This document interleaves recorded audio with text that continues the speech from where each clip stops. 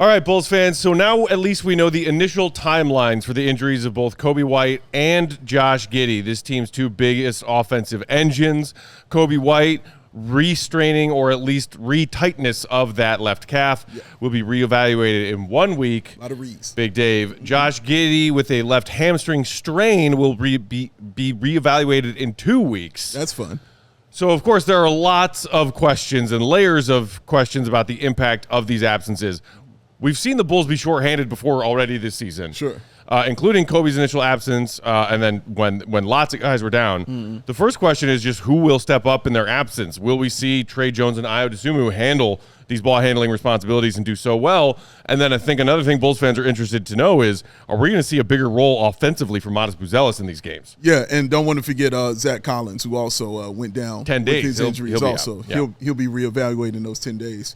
But to answer your question, I think you just answered your question because that's exactly it. Like Ayo Dosunmu and Tre Jones show. That's what it's going to be.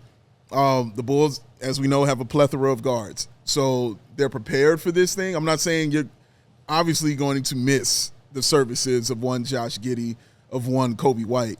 But if anybody's prepared for this in the backcourt, it's the Chicago Bulls. Having an Ayo Dosunmu and a Tre Jones is a great safety valve to absolutely have for this team. You don't have to kind of change things as far as the offense that you're running. You might have to change the way that they play because Giddey plays a completely different way. Obviously, Coby does as well. Right. But I think those two guards and the way they attack, and Tre Jones, as we're learning, is a guy who attacks the rim for sure, who hasn't been shooting great, but he definitely attacks the rim. But Ayo Dosunmu has been consistent all season long. Still dealing with those wrists, those two hurt wrists and things like that, or two thumbs, I can't remember. Yeah. But double thumbs, this guy, double threat guy. But it's the fact that it doesn't seem to deter how he plays and what he does on the basketball floor. So I think those two guys will be leading the way and running the offense for the Chicago Bulls. As far as one young Modest Buzelis, again, yes, you've answered the questions. It's all I want to see. This is the perfect time. Something they should have done to start the season, but this is the perfect time to allow that young man to make every single mistake that he is going to make and allow him to learn and grow from it, Matt, because some of the stuff I see him doing now, I'm like, he should have been doing this from game one, right, as far as the mistakes are concerned. Yeah. Like, we could have been dealing with this stuff. So there's nothing standing in the way as far as anybody who needs to play or any player, that needs to impact the game. Hello, Patrick Williams. Yeah. But it should be his time and his goal to be the best player he can be, and that comes with making those mistakes. Yeah, I mean, talking about Modest making mistakes is something that Billy Donovan has talked about a lot, going back to his rookie year and into year two, and not necessarily just giving young guys minutes because it's, even if they're not calling it a rebuild, they're transitioning to a younger roster. And Bulls fans want to see more of Modest. We've wanted to see more of him from day one of his rookie year. And Billy has been tough on him at times when he makes mistakes and will sit him. But now, and it doesn't matter that they play different positions on the floor. Shorthanded is shorthanded. And you're missing the offensive contributions of two of your biggest offensive contributors in Coby and Josh.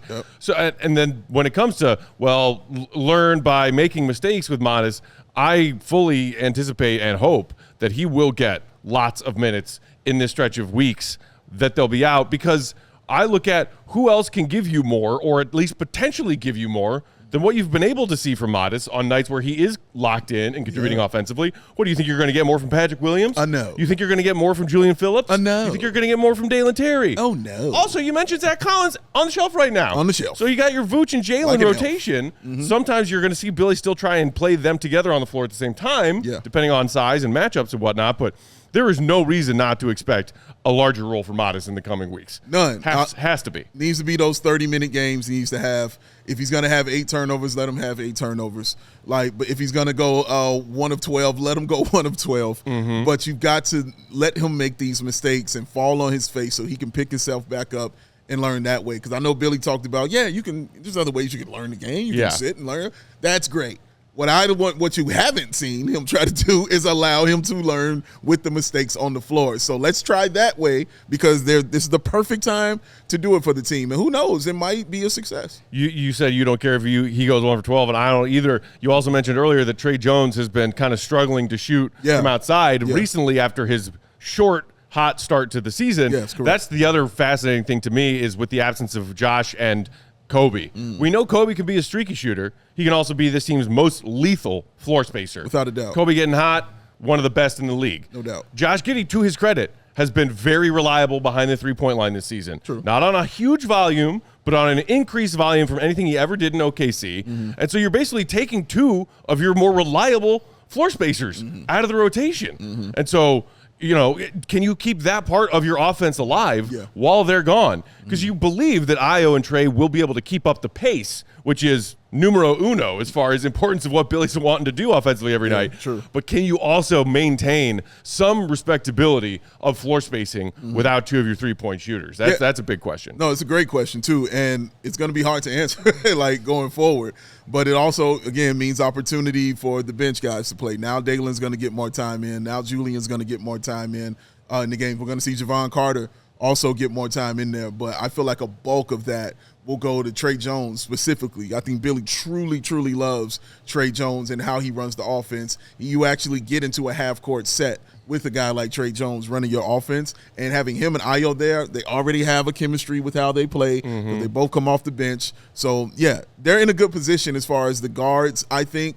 But it's just those other positions, Matt, and the other things that Giddey affected on the floor and Coby affected on the floor that they're going to have other players as a unit make up for. And then when you kind of, adjust the microscope or maybe zoom out a bit, if they do struggle in these games without Coby and Josh, and we saw, a 7-game losing streak and I think a stretch of 9 losses in 11 games when they were missing a lot of bodies from this, get it done by committee roster that AK's built. Yeah. If the Bulls have another similar stretch of losing in their absence, how does that and will that impact what AK is thinking and the phone calls he is making as we inch closer and closer to that February trade deadline? You know why I hate this question? Because we know what the answer should be, but it's the fact of who we're dealing with why we have to ask this kind of question. Like, man, well, what are you going to do? Should you do it? Yes, you should be on the phone. Yes, you should be making calls. Yes, you should be talking to everybody. But we know what we're dealing with. He can easily just say, I'll stay. And then just roll with guys as we've been seeing. And they are in ninth, Dave. They are in ninth, Matt. You know what I mean? They're in the sweet spot. Playing participant, baby. Yeah, they're in the sweet spot and a game away, from hitting the Matt Peck trademark for sure. That 3 under. But, yes, you should absolutely be making these calls. I don't care who you are as far as NBA team. If you have an opportunity to better your team, you take that opportunity to do it. That's why, at least that's how I've known all good teams to kind of do. You see Atlanta's names getting brought up all the time in trade talks now. I've seen the Warriors' name getting brought up in trade talks now because teams are trying to better and improve themselves. Well, if you want to be a competitive team that wants to get to the playoffs, as what was said to start the season, you need to be picking up the phone and dialing and waiting for, or actually accepting phone calls from people when that phone is ringing, man. So, yes, you should absolutely be taking every single call you absolutely can, all right? And get other people to answer the phones too and talk to them as well, man, because something has to change. It hasn't been working out great so far as is, Matt. So, and with Josh, he'll get back when he gets back. I expect we'll see him again at some point this season, even if they play extra careful with him. Sure. I don't think that, regardless of any trade calls that AK makes or receives, that Giddey is on the table. I think they very much want to be keeping him right now. Yeah, Giddey's not going anywhere. Coby on the expiring is a very fascinating thing because now, that's the extra twist of the knife of the timing of this re-aggravation of a calf injury. Because if they are interested in seeing what they could get for Coby on the trade market, or maybe even if there are several teams calling them, maybe there's a bidding war of some kind for Coby White. Right. Can teams, still see him fitting into what they need if he's sitting on the shelf?